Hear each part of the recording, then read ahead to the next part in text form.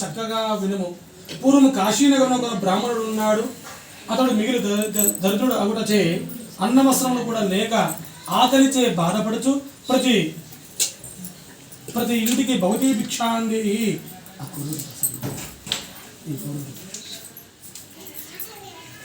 భవతీ భిక్షాందేహి అంటూ ప్రతిరోజు భిక్షం కొరకు వెళుతున్నాడు ఈ వీరబ్రాహ్మణుడు. ఆ విధంగా ఆకలిచే బాధపడుచు ప్రతి ఇంటికి భిక్షం కొరకు తిరుగుతున్నాడు వీరబ్రాహ్మణుడు. భగవానుడు బ్రాహ్మణ ప్రియుడు కావున ఆ వీరబ్రాహ్మణుడు ఎదురుగా వెళ్ళి దుర్బలమైన కష్టం అనుభవించడం చూసి తాను కూడా ఒక వృద్ధ బ్రాహ్మణ రూపం పొందినవాడే ఆ వీరబ్రాహ్మణుడికి ఎదురుగా వెళ్ళి, ఓ ఈ బ్రాహ్మణుడా, నీవు వేదవిందమై ఉండి ఇలాంటి దరిద్రమును అనుభవిస్తున్నావు కదా అని అన్నాడట మహావిష్ణువు ఒక బ్రాహ్మణ రూపంలో ధరించి. ఓ ప్రభు, నేను మిక్కిలి దరిద్రుడనే, భిక్షాటన జీవించుచున్నాను, చాలా కష్టములు పడుతున్నాను. నా దరిద్రము పోవుటకు ఏమైనా ఉపాయమును తెలిపి నన్ను రక్షింపుమని వేడుకున్నాడట ఈ వీరబ్రాహ్మణుడు. ఆ తరువాత, ఓ బ్రాహ్మణుడా, శ్రీ సత్యనారాయణ స్వామి వ్రతం శ్రీహరి అవతారమై ఉన్నవారు ఆ సత్యదేవుని సేవించినతో నీ కష్టములెల్లా తొలగిపోవును. ఆ సత్యనారాయణ స్వామి వ్రతమును ఆచరింపుము. ఆ విధముగా చెప్పి వృద్ధ బ్రాహ్మణుడు ఆ వ్రతమును ఆచరించే విధానమును కూడా చెప్పి అక్కడనే అదృశ్యమైనాడు. అది విని బ్రాహ్మణుడు, ఓ వృద్ధ బ్రాహ్మణుడా, చెప్పినంత చక్కగా విని సత్యనారాయణ స్వామి వ్రతమును రేపు చేసేదని తన మనసులో సంకల్పించుకొని ఆ తరువాత ఆ రాత్రి ఉత్సవం నిద్ర రాకపోగా ఎట్లో కాలము గడిపి మరునాడు ప్రాతకాలంలో నిద్రలేచి నిత్య కృత్యము నెరవేర్చుకున్నవాడై ఆ రోజు తప్పక సత్యనారాయణ స్వామి వ్రతాన్ని చేదునని తన మనసులో సంకల్పించుకొని భిక్షాటనం కొరకు బయలుదేరినాడు. ఆ దినమున ఆ బ్రాహ్మణుడు చాలా ద్రవ్యము లభించినది. దానితో అతడు బ్రాహ్మణులను బంధువులను పిలుచుకుని వచ్చి భక్తి శ్రద్ధలతో సత్యనారాయణ స్వామి వ్రతాన్ని ఆచరిస్తూ ఉన్నాడు. ఆ వ్రతం యొక్క ప్రభావం వలన ఆ బ్రాహ్మణుడు సకల దుఃఖముల నుండి తొలగిపోగా సకల సంపదలను పొందినవాడై చాలా సంతోషంగా జీవనం గడుపుతూ ఉన్నాడు. అది మొదలుకొని బ్రాహ్మణుడు ప్రతి మాసమున విడవక సత్యనారాయణ స్వామి వ్రతాన్ని భక్తి శ్రద్ధలతో ఆచరిస్తూ ఉన్నాడు.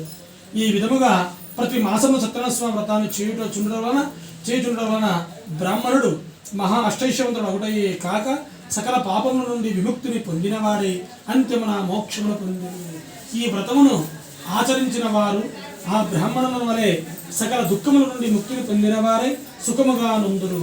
ఓ ముదులారా, ఆ విధముగా శ్రీహరి నాలో చెప్పిన ఈ కథను, ఈ వ్రతమును మీకు ఇప్పుడు తెలుపుతున్నా అని సూతుల వారు ఇట్లా చెబుతున్నారు.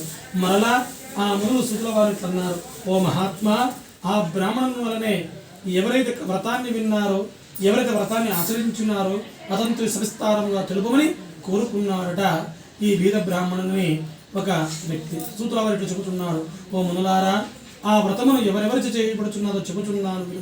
ఒకప్పుడు బ్రాహ్మణుడు భక్తి శ్రద్ధలతో వ్రతాన్ని ఆచరిస్తూ ఉన్నాడు.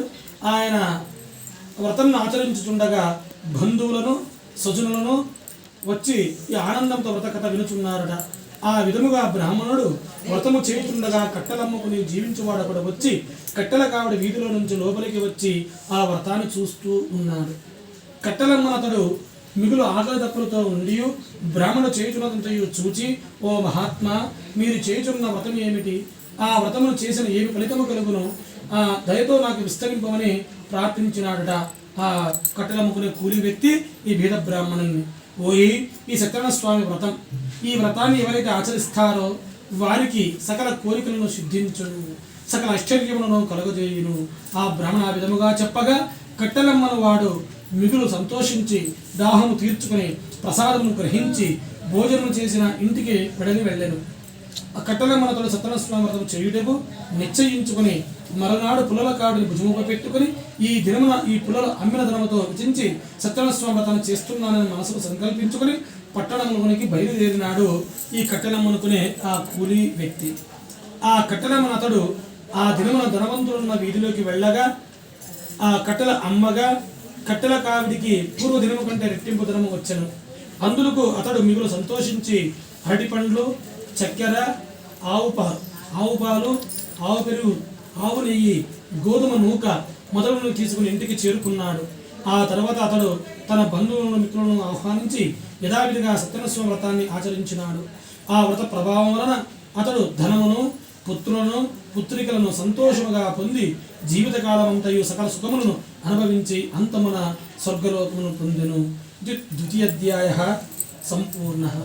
శ్రీ లక్ష్మీ ఆ పూలు వేసి